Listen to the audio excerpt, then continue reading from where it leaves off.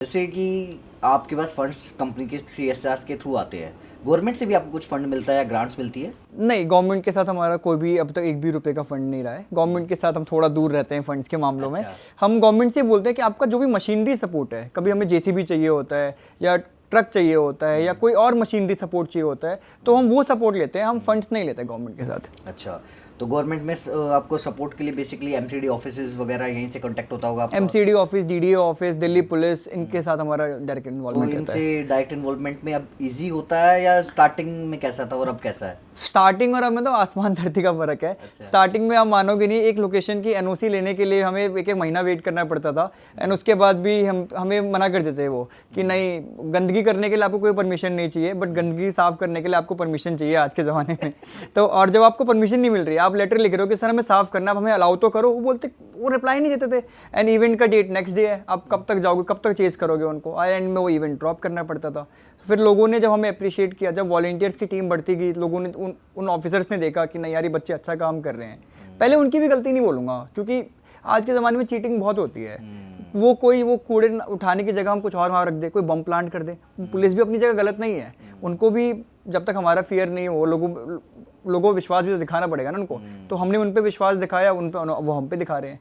तो ऐसा है, पहले एमसीडी कूड़े की गाड़ी नहीं भेजती थी, अब एक फ़ोन पे 4-5 गाड़ी भेज देंगी। वो एक बार बोलना है कि हम यहाँ पे साफ़ करें, वो खुद से आते हैं।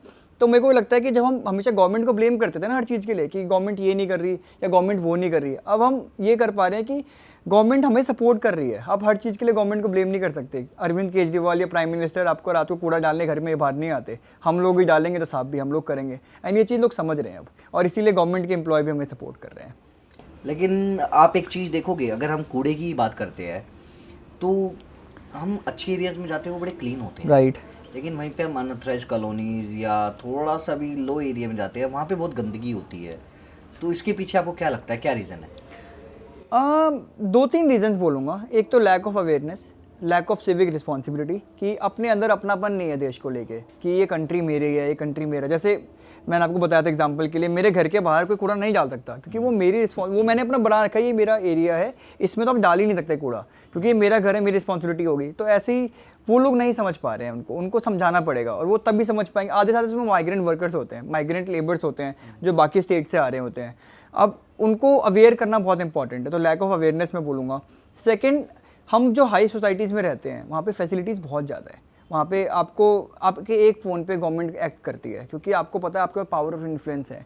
आप उसकी वीडियो ट्विटर पे डाल दोगे, आप उसकी वीडियो कहीं पे भी डाल सकते हो, आप उनको वायरल कर सकते हो। तो गवर्नमेंट को एक फियर होता है कि अगर यहाँ स्टेप नहीं लिया तो कुछ हो जाएगा। बट बेचारा जो स्लम में रहता है, वो कहाँ ये सब कर पाएगा। तो उनकी तरफ गवर्नमेंट का एक रवैया थोड़ा सा ढीलम ढोल रहता है, जो मैं बोलूँगा। तो वो वहाँ पे उनको रिस्पॉन्सिबिलिटीज़ नहीं है, प्रॉपर एम्यूनिटीज़ नहीं है। स्लम में एक डस्टबिन नहीं है, वॉशरूम नहीं है वहाँ पे। लोग बोलते हैं दिल्ली जो है वो प्राइम कैपिटल है, यहाँ पे आपको डस्टबिन्स और आपको वॉशरूम जगह जगह मिल जाएंगे। उस पूरे एरिया में 800 से 1000 लोग रहते हैं, एक वॉशरूम तक नहीं है प्रॉपर। तो वो कहाँ जाएंगे? ओपन डिफेक्शन ही तो होगा। तो अवेयरनेस के साथ साथ फैसिलिटीज़ ही नहीं उनके साथ, और गवर्नमेंट एक्ट नहीं करती उस पर। उनके लिए अब वो वोट बैंक पे नहीं जाना चाहिए मुझे, बट स्टिल वो गवर्नमेंट को एक्ट करना चाहिए उस पर। इस चक्कर में रह जाते हैं वो लोग। अगर हम वॉशरूम्स की बात करें, पब्लिक वॉशरूम की, मेरे हिसाब से दिल्ली में कोई है ही नहीं। बिल्कुल। अगर आप सोचोगे, आप जाना नहीं चाहोगे, आप सोचोगे अच्छा मैं किसी रिजॉर्ट में चले जाऊँ या किसी पेट्रोल पंप पे एक बार जब आप जाने का सोच लोगे, आप पब्लिक वॉशरूम यूज़ ही नहीं कर सकते। पब्लिक वॉशरूम की हालत ऐसी है कि आप खड़े भी नहीं हो सकते वहाँ पे। आप वहाँ से क्रॉस करोगे, आप नाक बंद करके ही जाओगे। और वुमेन के लिए तो और बड़ी प्रॉब्लम है, उनके आधे वॉशरूम के बाहर ताले लगे हुए हैं। बिल्कुल। आप दिल्ली में किसी वॉशरूम पे चले जाओ, मुझे नहीं लगता कि 99% से भी ज़्यादा बोलूँगा मैं, 1.1% भी नहीं होगा जो खुले हुए मिलेंगे आज के ज़माने में। सारे बंद होते हैं। ये वो या तो उसमें सामान रखे होंगे किसी को स्टाफ का उनका, या कुछ और ही रखा होगा। तो बच्चे कहाँ जाएंगे? बिल्कुल एग्री करता हूँ। तो आज तक आपने वृक्षित फाउंडेशन के थ्रू क्या क्या काम किए हैं, आप एक बार थोड़ा बताना चाहोगे? बिल्कुल। तो स्टार्टिंग से हमारा क्लीनिनेस के ऊपर था। तो क्लीनिनेस जब हम करते गए ना, में काफ़ी प्रॉब्लम्स भी दिखे। तो जैसे हमने 450+ लोकेशन क्लीन कर लिया आज तक, और क्लीन करने के बाद कुछ एरिया गंदे भी हुए हैं। मैं ये नहीं बोलूँगा कि हमने जो साफ़ किया सब वैसा का ऐसा बिल्कुल गोल्डन रहा, नहीं। कुछ एरिया बहुत गंदे भी हुए हैं। कुछ एरिया हमने 10 बार साफ़ किए, 10 बार के बाद भी गंदे हुए हैं। रीज़न वहाँ पे कि वहाँ पे आप साफ़ तो कर रहे हो, बट डस्टबिन्स नहीं है। तो डस्टबिन्स लगाने का काम भी हमने किया। कुछ एरियाज़ में हमने डस्टबिन्स लगाए हैं। उसके बाद कुछ जगह डस्टबिन लगाए तो डस्टबिन चोरी हो गए। अब आप इतनी मुश्किल से क्राउड फंड करते हो, 4 महीने बाद देख रहे हो वहाँ पे डस्टबिन गायब हो गए। तो हमने डस्टबिन इंस्टॉलेशन पे काम किया। फिर हमने कुछ जगह पे प्लांटेशन किए, कुछ जगह बहुत बड़े बड़े गमले रखे, उसके ऊपर प्लांट लगा दिए। क्योंकि आजकल एक मेंटेलिटी है, जो एरिया गंदा होगा ना उसको लोग और गंदा करेंगे, और जो एरिया बहुत साफ है ना उसको गंदा कोई नहीं करेगा। तो हम जो भी एरिया साफ करने लग गए ना, हम उसके पीछे वॉल पेंटिंग बनाने लग गए। हम उसको वॉल पेंटिंग ऐसे बना रहे कि कभी गंदा ही नहीं हो, इसको पूरा सेल्फी पॉइंट बना दो।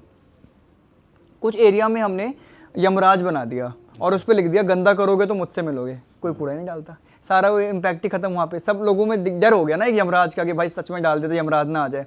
लोगों में यही डर होता है, यही डर जगाना था हमें। तो हमने वो डर जगाया लोगों में, तो वॉल पेंटिंग्स वहाँ से शुरू हुई।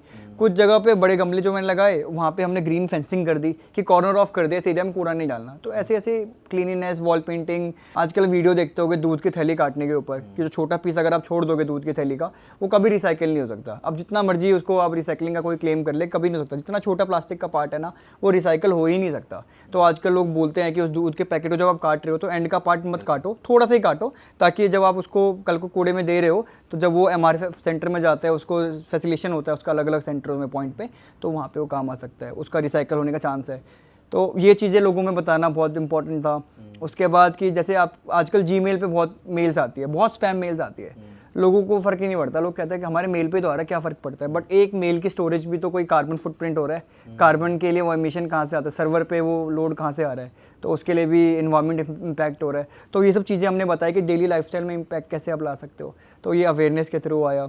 उसके बाद कुछ बच्चों को हमने देखा जहाँ साफ़ करते थे ना, झुग्गी झोपड़ी में जो भी इस्लाम में लोग रहते थे या जो भी अंडर प्रिविलेज बच्चे थे, उनको हमने देखा कि ये बच्चे धूल मस्ती में खेलते रहते हैं, इनको पढ़ने का साधन ही नहीं है। तो हमने कुछ रूरल इंडिया में कैंपेन चलाया, जहाँ पे एजुकेशन फॉर ऑल एक कैंपेन बोलते हैं, ये ज्ञान की पाठशाला बोल लो। उनको हम बच्चों को पढ़ाते हैं, उनके पास हम जाते हैं, उनको वीकली ट्रेनिंग्स देते हैं। और हमारा कोशिश होता है कि इन बच्चों को एटलीस्ट इतना एजुकेट कर दो कि एडमिशन लेने स्कूल जा पाए। क्योंकि हम स्कूल वाला पार्ट तो कवर नहीं कर सकते, हम बेसिक वो ब्रिज जो है ना स्कूल का और बच्चों के बीच में, वो हम कवर करते हैं वहाँ पे, कि बच्चों को स्कूल तक पहुँचा दिया जाए। क्योंकि आज जैसे आप एजुकेटेड हो गए तो आपकी अब सारी आगे की जनरेशन एजुकेटेड होगी। सेम मेरी फैमिली के लिए भी, कि एक बच्चा निकल रहा है आगे तो वो सारी फैमिली को आगे निकाल देता है गरीबी से।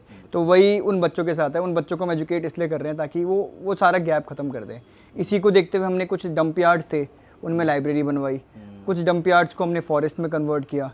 कुछ डंप यार्ड्स अभी फ्यूचर में हम स्किल सेंटर्स भी बना रहे हैं और कंप्यूटर सेंटर भी बना रहे हैं, जिसके लिए भी हम गवर्नमेंट से बहुत अग्रेसिव वे में बात कर रहे हैं कि आप कराओ, इसको कराओ, क्यों इस डस्टबिन को आप ख़राब करो, कूड़ेदान में स्मेल आ रही है, इसका पूरा खर्चा हम लेंगे, आप हमें हेल्प करो, बस NOC आप दो। तो उस वे में भी हम काम कर रहे हैं। वी जस्ट वांट कि कूड़ेदान की तरह मत देखो, उसमें बहुत कुछ हो सकता है। इतना सब कुछ कैसे सोच लेते हो भाई? यार अकेले मतलब जॉब के साथ इतना सब कुछ, माइंड ब्लोइंग यार। बस वॉलंटियर्स का ही सपोर्ट है ये। तो आपने इस चीज़ के लिए कोई अपना ऑफिस भी बना रखा है या सब कुछ सब घर से ऑपरेट, एक हमारा कोई कॉस्ट नहीं है। जैसे मैंने आपको कहा था कि 0 कॉस्ट है हमारा कोई भी प्रोजेक्ट को इन चीज़ों में इंप्लीमेंट करने में। हमारा सारा का सारा प्रोजेक्ट, अगर हमारे 15 लाख रुपए फंड भी आ रहे हैं ना, तो 15 के 15 लाख हमारे प्रोजेक्ट एक्सपेंस में, हमारा 0% एडमिन कॉस्ट है। आज तक हमने 1 रुपये चार्ज नहीं किया किसी से एडमिन कॉस्ट पे। और हमने इतना ट्रांसपेरेंट रखा हुआ है कि एक ड्राइव हम करते हैं ना, जैसे अभी तानिया जी के साथ एक वीडियो आई थी, उन्होंने वीडियो में एक लिंक डाला कि इनको डोनेट करो, we got around 4,35,000 rupees fund. हमने उसका स्क्रीनशॉट तक उनसे बोला कि आप डालो इनको, उनको साथ हमने शेयर किया, क्योंकि वी वांट ट्रांसपेरेंसी। अगर आपके वीडियो से हमें पैसे आ रहे हैं, हमारे पास प्लांट्स आ रहे हैं, तो हम वो पब्लिक करेंगे कि भाई आशीष जी ने सपोर्ट की है, ताकि आपको देख के और 4 लोग आए सपोर्ट करने के लिए। छुपाने के लिए तो बात ही नहीं है। इसलिए हम हमेशा हर चीज़ चाहते हैं कि ट्रांसपेरेंट जितना ज़्यादा हो उतना ज़्यादा अच्छा हो, कुछ भी 4 दीवारी में नहीं हो, सबके सामने हो।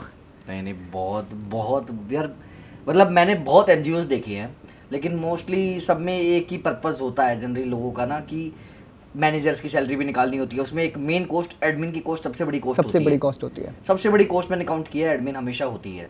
लेकिन यहाँ पे आपने यार एडमिन कॉस्ट ही 0 कर दी यार। बिल्कुल माइंड ब्लोइंग यार, बहुत माइंड ब्लोइंग। बड़ा अच्छा काम कर रहे हो।